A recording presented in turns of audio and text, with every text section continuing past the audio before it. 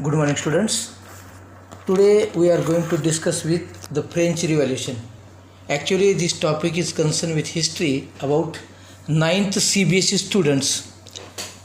So here only 9th CBSE students has to concern with this topic, that is the French Revolution. So this is the part of the history. So this is the first topic for your exam. So today we are going to discuss about why did the French Revolution occur in France, which conditions were there, which problems and which reasons were there which were occur the French Revolution. First of all, we have to see the paraphrase of this lesson, summary of the lesson, what happened exactly, what situation was recorded in the part of history about the French Revolution. So let me see in your page number 3, the topic name is the French Revolution. So you should be listen carefully and read through the textbook. On the morning of 14 July 1789, the city of Paris was in state alarms. The king had commanded troops to move into the city. Actually, what happened on the 14 July 1789? The king of France, that was the Louis XVI, who became the king of France in the year 1774. This is the Louis I, Louis II, Louis III. His name was Louis XVI. Louis, this is the name of the dynasty. Like in England, England dynasty में क्या होता है? Charles रहता है. Charles I, Charles II, Charles III. Similarly, in France, it is known as the dynasty of the France king is known as the Louis. So it was the Louis XVI. He belonged to Bourbon family and he became the king. He was very young. He was just 20-year-old. He became king in the year 1774. But in the period of his time, he lost out his control from the kingdom and the people of the country was become uncontrolled. So in the period on the morning of the 14 July 1789, they gathered in the city of Paris. Paris is the capital city of the France. So near about approximately 7,000 men and women gathered in front of the town hall and decided to form a people's militia.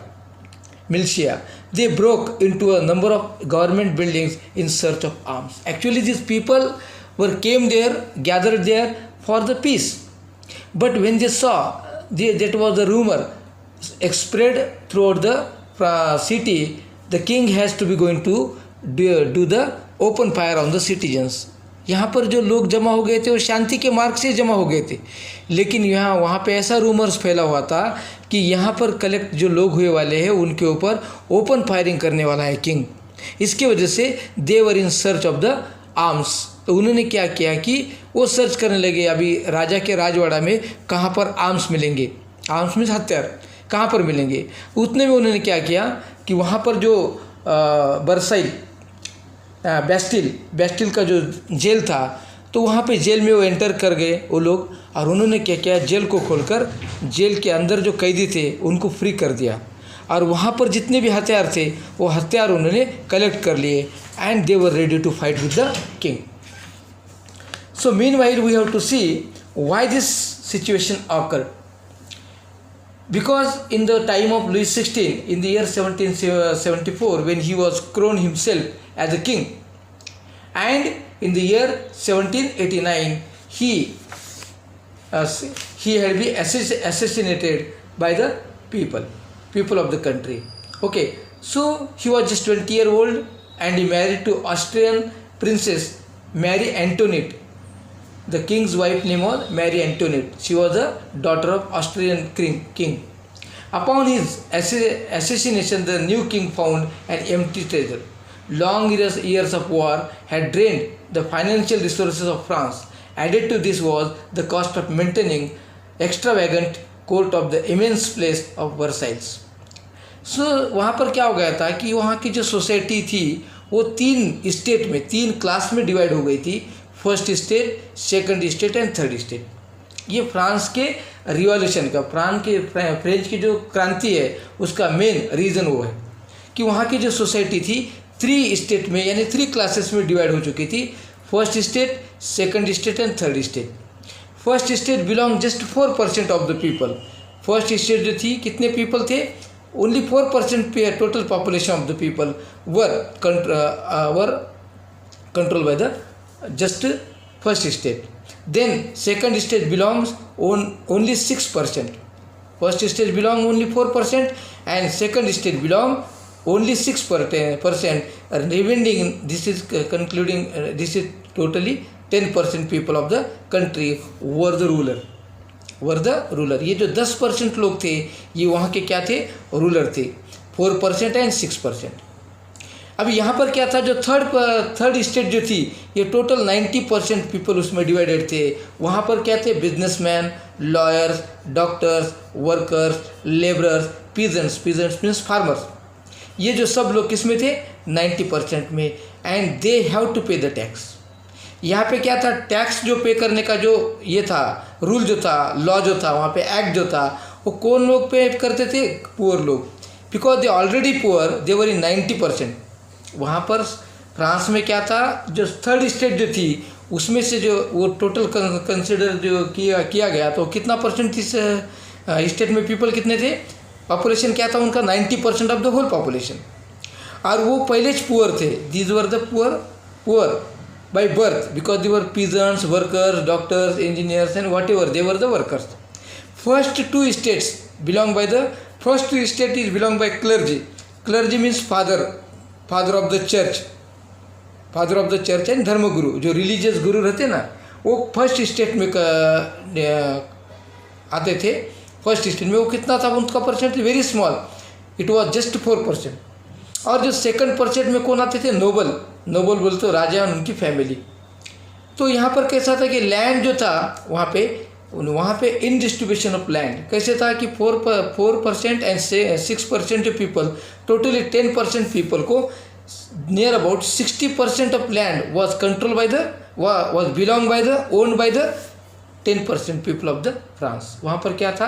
10% जो लोग थे जो first state and second state के, इन्होंने वहाँ की जो land थी अनइवन डिस्ट्रीब्यूशन था। यहाँ वहाँ पे जो लैंड थी टोटल 100% में से 60% लैंड किसके पास थी? ये 2 स्टेट के लोगों के पास।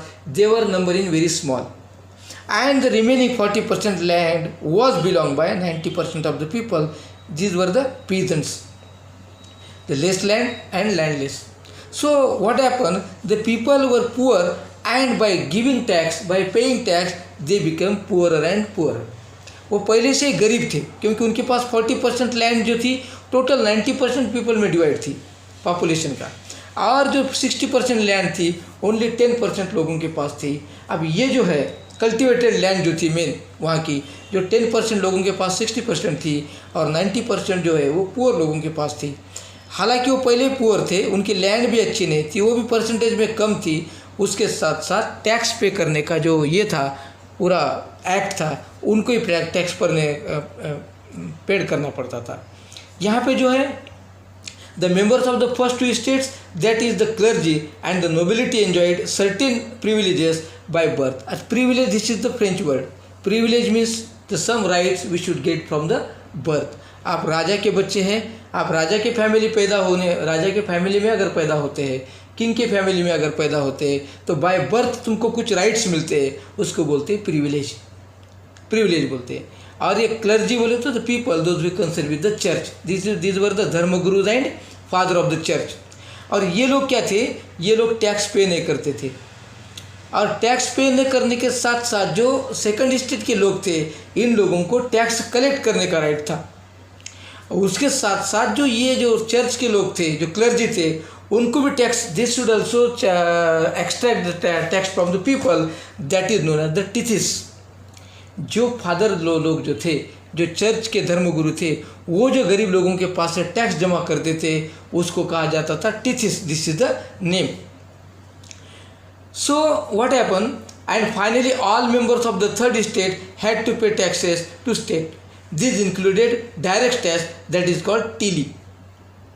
जो डायरेक्ट टैक्स उनके पास से डायरेक्ट टैक्स, उनका समझो 100 रुपीज़ आ गया, 100 रुपीज़ समझो पर डे इनकम है उनका, तो उनको डायरेक्ट समझो पर इनकम है 100 रुपीज़, तो उनको 25% या 30% जो टैक्स था वो डायरेक्ट पे करना पड़ता था, उसमें उनका खर्चा माइनस नहीं, पहले उनको जो इनकम होता था उसमें से डायरेक्ट 30% टैक्स देना पड़ता था, बाद में फिर उसमें जो एक्सपेंडिचर आता है वो बाद में माइनस किया जाता था।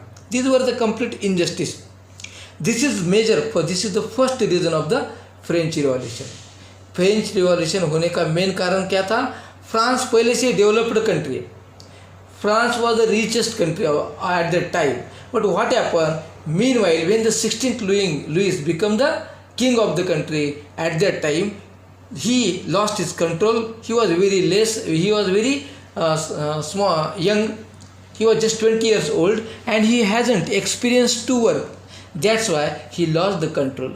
And उनके जो मिनिस्टर्स थे एंड जो फादर्स थे, ये सब लोग मिलकर क्या करते थे? वो प्रिंस को अलग बताते थे, जिसकी वजह से प्रिंस लोगों की नहीं सुनता था। ये जो 10% जो 6% लोग हैं इनकी सुनता था, जिसकी वजह से उसका पब्लिक के ऊपर से कंट्रोल चला गया और the discontent among the people was spread about the king. Public के अंदर असंतोष, डिसकंटेंट मीन्स क्या है? असंतोष, नाराज़ी, जो पब्लिक के अंदर स्प्रेड हो चुकी थी। और इसके बाद ये स्प्रेड होने के साथ साथ पब्लिक उसको मिलने को आने के बाद भी पब्लिक की वो नहीं सुनता था। एक तो राजा भी नहीं सुनता था और उसकी जो मिसेस है रानी, जिसका नाम था, ऑस्ट्रेलियन प्रिंसेस थी जिसका नाम था मेरी एंटोनीट, वो भी बहुत राजा की भी सुनती नहीं थी और राजा उसकी सुनता था और पब्लिक की भी वो नहीं सुनती थी, जिसकी वजह से पब्लिक का कंट्रोल, जो राजा का जो कंट्रोल होना चाहिए वो पब्लिक के ऊपर से चला गया। राजा जो है प्रजा के हित में काम करने वाला चाहिए, ये जो राजा था प्रजा के हित में नहीं, प्रजा के अहित में काम करने लगा।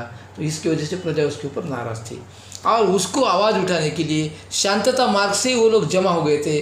7,000 near about 7,000 people were gathered in Paris में जमा हो गए। फ्रांस की जो कैपिटल सिटी है वहाँ पर जमा हो गए और उन्होंने वहाँ पर रूमर्स, यानी अफवाह ऐसी फैली, रूमर्स बोलते क्या, अफवाह ऐसी फैल चुकी थी कि आप अगर वहाँ पर जाएंगे तो राजा क्या करने वाला है कि ओपन फायरिंग करने वाला है, डायरेक्ट फायरिंग करने वाला है। तो इन लोगों ने सोचा कि हमारे बचाव के लिए हमें शस्त्र की ज़रूरत है।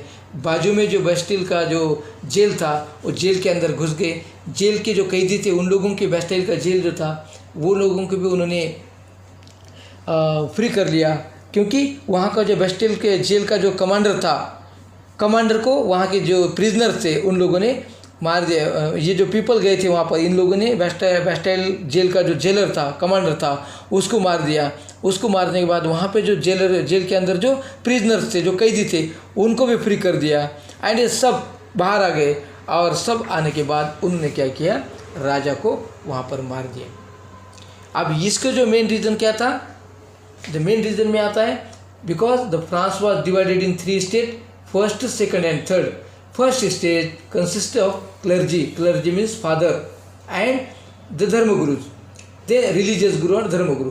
सेकंड स्टेट क्या है? नोबिलिटी। नोबिलिटी मीन राजा की फैमिली के लोग थे।